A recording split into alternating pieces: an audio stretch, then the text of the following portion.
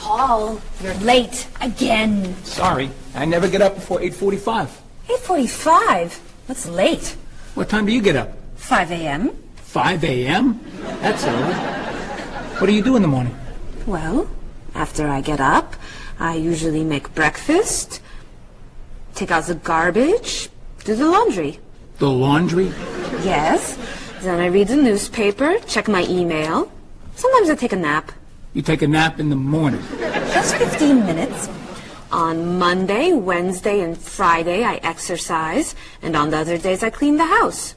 Then I take a shower, get dressed, put on my makeup, and go to work. Wow. You never sleep late? On the weekends, I sleep till 6. That's really...